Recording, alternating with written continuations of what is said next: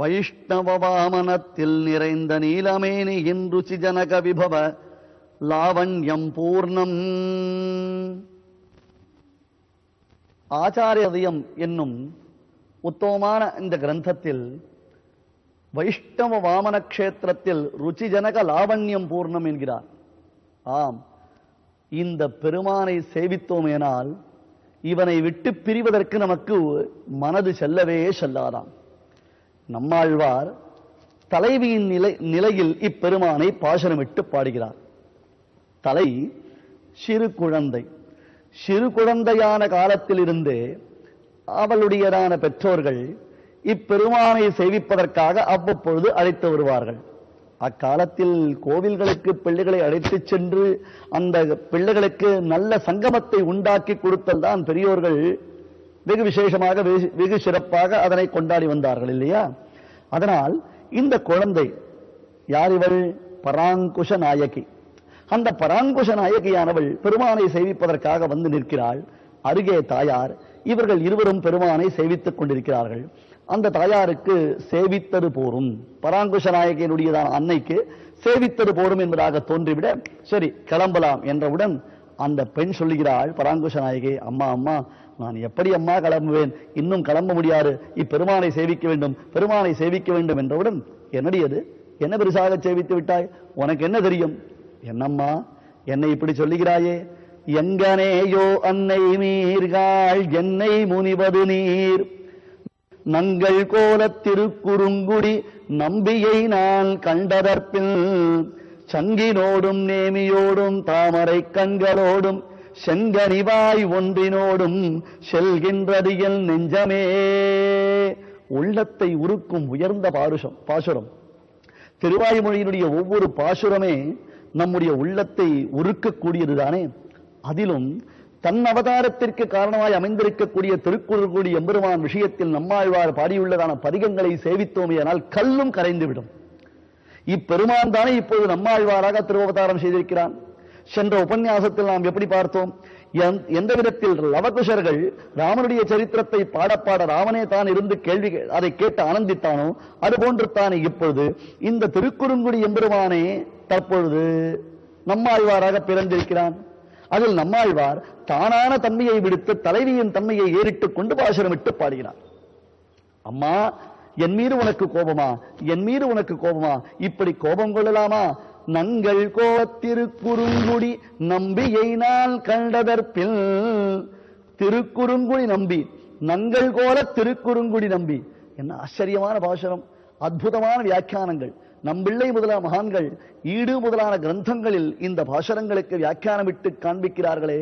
அடேயப்பா, பெரியோர்கள் திறத்தில் ஒரு புருஷ ஆயுள் முழுவதும் நாம் இந்த கிரந்தங்களை காலக்ஷேபம் செய்து கேட்டு அதனுடைய ரசானுபவத்தை பெற்றால் கூட அது அதிருப்தியாகத்தான் இருக்குமே. அந்த அளவுக்கு பாசுரத்துடைய அந்த பைந்தமிழ் பாசுரத்துடைய ஈரச் சொற்கள் நம் உள்ளத்தை உருக்கக்கூடியதாய் அமைந்திருக்கிறது. நங்கள் கோல திருக்குறுங்குடி நம்பியை நான் கண்டதற்பின், இதுவரையிலும் சேவித்தது இல்லை, இப்பொழுது பெருமானை சேவிக்கிறேன். சேவிக்க சேவிக்க சங்கினோடும் நேமியோடும் தாமரை கண்களோடும் செங்கனிவாய் ஒன்றினோடும், ஆஹா, அவன் ஏந்தி இருக்கக்கூடிய திருவாழி, திருச்சங்கு, அவனுடைய திரு அதர பல்லவங்கள், திரு கண்கள், இப்படி ஒவ்வொன்றை சேவிக்க சேவிக்க கம்மநாட்டாள் நினைத்தாரே தோள் கண்டார் தோளே கண்டார் என்னும்படியாக அப்படி ஒவ்வொன்றையும் சேவிக்க சேவிக்க சேவிக்க நான் என்ன ஆனந்தத்தை அடைந்திருக்கிறேன் தெரியுமா? எத்தகையதொரு உயர்ந்த ஆனந்தம் எனக்கு சித்தித்திருக்கிறது தெரியுமா? அப்படி அந்த ஆனந்தத்தை நான் பெற்றிருக்கிறேனே அம்மா, என்ன பாக்கியம். உடனே அந்த தாயார் கேட்டாளாம், அன்னையார், அடியன் அடி, நான் தானே உனக்கு பெருமானை சேவை செய்ய சாதித்து வைத்திருக்கிறேன், எனக்கு கிடைக்காத அனுபவம் உனக்கு என்ன கிடைத்து விட்டது என்று கேட்க அதற்கு அந்த பெண் பிள்ளை பதில் சொன்னாள், பராங்குஷ நாயகி, தாயே, நான் இப்பெருமானுடைய வடிவழகில் ஈடுபட்டிருப்பதை வார்த்தையினால் வர்ணிக்கவே முடியாது. இப்பெருமானுடைய வடிவழகை நான் அனுபவித்திருப்பதை உங்களுக்கு என்ன சொல்லி நான் புரிய வைப்பது? நீங்கள் புரிந்து கொள்ள மாட்டீர்கள். ஒரு சம்பவம், இந்த உலகத்தில் அப்படி ஒரு சம்பவம் நடைபெற்றது என்றால் என் அனுபவம் உங்களுக்கு சித்திக்கும். என்ன தெரியுமா? என் நெஞ்சினால் நோக்கி காணீர். உண்டா? என்னுடைய மனதை மற்றொருத்தருக்கு நான் கொடுக்க முடியுமா? என் மனதை பெற்று அவரால் என் மனதில் உள்ளவற்றையும் என் உள்ள கிடக்கையையும் அறிய முடியுமா? முடியாதல்லவா? பராங்குஷ நாயகியின் அந்த பாவனையை பாருங்கள். என் நெஞ்சினால் நோக்கி காணீர் என்னை முனியாரே. என் மீது ஏன் கோபம்? என் மீது எதற்காக இப்படி கோபிக்கிறீர்கள்? நான் எந்த விதத்தில் பெருமாள் சேவித்துக் கொண்டிருக்கிறேன்.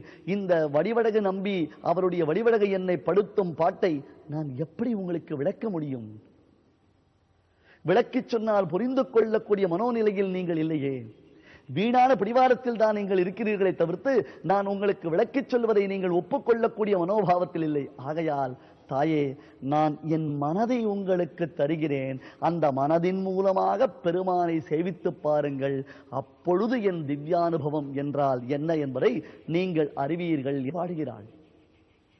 அற்புதமானதொரு வடிவழகு இப்பெருமான். இப்பெருமான் மட்டுமா அழகன்? இதோ ஆச்சரியமான இந்த ராஜகோபுரத்தை சேவித்துக் கொண்டு நாம் உள்ளே நுழைகிறோமே. இந்த கோபுரத்திற்கு சித்திர கோபுரம் என்பதாக பெயர். அதனுடைய ஒவ்வொரு நிலைகளிலும் ஏறி சென்று நாம் சேவிக்க வேண்டும். நமக்கு எங்கே பொழுது இருக்கிறது? காலையில் வந்த நாழிகையில் அடுத்த திவிரேஷங்கள் என்பதாக ஒரு பெருமானை சேவிக்கும் பொழுது கூட பூர்ணமாக சேவிக்காமல் ஓடிக்கொண்டிருக்கிறோம். அடுத்த யாத்திரையினுடைய வேகத்தின் காரணத்தினாலே. இது போன்ற க்ஷேத்திரங்களுக்கெல்லாம் வந்தோமேனால் குறைந்தது 4-5 தினங்களாக இருந்து சாத்விக்க எப்படி 20 நாட்கள் 30 நாட்கள் வெயிலில் காய்ந்து போய் இருக்கக்கூடிய ஒரு செடியை மறுபடியும் துளிர்ப்பிப்பதற்காக அவ்வப்பொழுது தண்ணீரை சிறிது சேர்த்து அந்த தண்ணீர் உள்ளே உறிஞ்சப்பட்டு மறுபடியும் அந்த செடியில் பச்சை துளிர்த்து அது துளிர்க்க வைப்பதை போலத்தான் இதுவரை சம்சாரத்தில் நாம் பலவிதமான தாபங்களை அனுபவித்திருக்கிறோம். இவன் குறுங்குடி உள்முகில் மகேந்திரகிரியை சுற்றிலும் மேகங்கள் படர்ந்திருப்பதை சேவிக்கும் பொழுது மேகங்களே உரையீர், எங்கள் குறுங்குடி நம்பியின் திருமேனியை ஒக்கும் யோகத்தை எங்கு கற்றீர் என்று கேட்கும்படியாகத்தானே தோன்றுகிறது. அதனால் அன்றோ அவன் குறுங்குடி உள்முகில். அந்த மேக மறைத்திருக்கிறது மகேந்திரகிரியை. காரணம் என்ன? இது முழுவதும் நம்பியினுடைய கருணை, நம்பியினுடைய திருமேனிய சேவை. கொண்டல் வண்ணன் முகிலுருவம் ஒன்றியம் அடிகள் உருவம் தானே என்று இது முகிலுருவம். உத்தமமான தீர்த்தத்தை அள்ளி பருகி வரதன் என்னும் மழை மேகம் நாம் கேட்பதை விட வள்ளலாக அது அருளுகிறது அல்லவா? இப்பெருமானையும் ஆழ்வார்கள் பேரருளாளனாகத்தானே மங்களாசாசனம் செய்கின்றார்கள். ஆகையால் அவன்தானே அந்த மலை அத்திமாமலை மேல் நிற்கக்கூடிய அதே எம்பெருமான் தான். எப்படி ராமானுஜருக்கு ஏற்பட்டதான ஆபத்தில் இருந்து ராமானுஜரை காப்பாற்றினானோ ஒரு இரவிற்குள்ளே, அதே எம்பெருமான் தான் புரி ஜெகநாத கஷேத்திரத்தில் ராமானுஜருக்கு எந்த ஆபத்தும் நேரிடாமல் காப்பாற்றினானோ அதே எம்பெருமான் தான் திருக்குறுங்குடி உள்முகிலாக ராமானுஜரை ரட்சிக்கப் போகின்றான். அது தவிர ராமானுஜருக்கு வேறு எங்கிலும் இல்லாததொரு மாபெரும் பெருமையை அளிக்கப் போகின்றான். ஆகையால் இந்த வடிவழகு படுத்தும் பாடு, அதை சேவித்த வைபவத்தை சேவித்தால் தான் தெரியும். இப்பொழுது நாம் சித்திரகோபுரத்தின் உள்ளே நுழைகிறோம். எம்பெருமானை சேவிப்பது ஒரு பக்கம் இருக்கட்டும், அவனுடைய மண்டப பிராகார கோபுரங்களை சேவிப்பதே ஒரு விசித்திரம். அந்த மண்டப பிராகார கோபுரங்களில் பொறிந்திருக்கக்கூடியதான பலவிதமான சரித்திர சான்றுகளை பார்க்கும் பொழுதே ஆச்சரியம் தோற்றுகிறது. சித்திரகோபுரத்தின் ஒவ்வொரு நிலைகளுக்கும் மேலே மேலே மேலே நாம் ஏறி செல்லும் பொழுது எத்தனை வகையான மரச்சிற்பங்களை முன்னோர்கள் செதுக்கி வைத்திருக்கிறார்கள் தெரியுமா? குறிப்பாக ஒரு முறை முதல் நிலை, 2வது நிலை, 3வது நிலை, 4வது நிலை என்று ஏறி செல்லும் பொழுது, ஏறிச் செல்வது சற்றே கடினமானதுதான். மிகவும் பிரயாசம் செய்துத்தான் மேலே ஏறிச் செல்ல வேண்டும். ஆனால் உள்ளே சென்று விட்டோமே ஆனால் உள்ளத்தை கொள்ளை கொள்ளும் அதிசயித்தமான அற்புதங்கள் பல நிறைந்துள்ளன. குறிப்பாக ஸ்ரீமத் ராமாயணம், மகாபாரதம் முதலான இதிகாச புராணங்களின் சரித்திர சான்றுகள், சுவடுகள் ஒவ்வொன்றும் அப்படி செதுக்கி வைக்கப்பட்டிருக்கின்றன. உண்மையில் அண்ணாந்து பார்க்க பார்க்க பார்க்க நமக்கு கழுத்து வலிக்கிறது. ஆனால் உள்ளத்தில் ஒரு உவகை உண்டாகின்றது, ஒரு ஆனந்தம் உண்டாகின்றது. அழகிய நம்பிராயருடைய திருக்கோவிலுக்குள்ளே நுழைவதற்கு முன்பாகவே இத்தனை அற்புதங்கள் நிறைந்திருக்கின்றன என்றால், அடுத்தது உள்ளே சென்றால் நம்பிகள் என்னென்ன ஆச்சரியங்களை, என்னென்ன அற்புதங்களை நிகழ்த்துவதற்கு அவன் காத்திருக்கிறானோ தெரியவில்லையே. உள்ளே நுழைகிறோம். உள்ளே நுழையும் பொழுது ஒரு வித்தியாசத்தை நாம் உணர வேண்டும். சித்திர கோபுரத்தை தாண்டி உள்ளே நுழைந்தவுடன் ஒரு வித்தியாசத்தை பார்க்கிறோம். என்ன சுவாமி? எம்பெருமானுடைய சன்னிதானத்திற்கு நேர் எதிராகத்தானே எல்லா திருக்கோவில்களிலும் துவஜஸ்தம்பம் என்பது நாட்டப்பட்டிருக்கும். இங்கே சேவிக்கலாம். தற்பொழுது நூதனமாக நிர்மாணிக்கப்பட்டதான அழகியதான ஒரு அற்புதமான துவஜஸ்தம்பம் பல லட்சம் ரூபாய்கள் செலவில் மறுபடியும் புதுப்பிக்கப்பட்டு நம்பியினுடைய திருமேனியை போன்று புதுப்பொலிவுடன் அப்படி தக தக தக தக என்று விளங்குகிறது. உள்ளே நம்பி எப்படி சேவையாவானோ அது போன்றுத்தான் அவனுடைய துவஜஸ்தம்பத்தினுடைய சேவை. ஆனால் ஒரு வித்தியாசம் என்ன தெரியுமா? பெருமானுக்கு நேராக அப்படி கோடி எடுத்தார் போல விளங்கக்கூடிய துவஜஸ்தம்பம் இந்த திருக்கோவிலில் மட்டும் சற்றே நகர்ந்திருக்கிறதே. என்ன இது? துவஜஸ்தம்பம் நகர்ந்து இருக்குமோ? தென்திருப்பேரை என்னும் திவிரேஷத்தில் பெருமான் பிள்ளைகள் தெருவில் விளையாடுவதை பார்ப்பதற்காக ஒரே கூச்சலும் குழப்பமாக உற்சாகமும் ஆனந்தமுமாக பிள்ளைகள் வீதியில் விளையாடிக் கொண்டிருந்தார்களாம். அதை பார்ப்பதற்காக தனக்கு நேரெதிராக இருக்கும் கருடனை சற்றே நகர்ந்து கொள்ள சொன்னான் என்று ஒரு ஐதிஹ்யம் உண்டு. அதற்கு சாட்சியாக அத்தாட்சியாக இப்பொழுதும் அந்த கருடன் சன்னதி நகர்ந்திருக்கும்.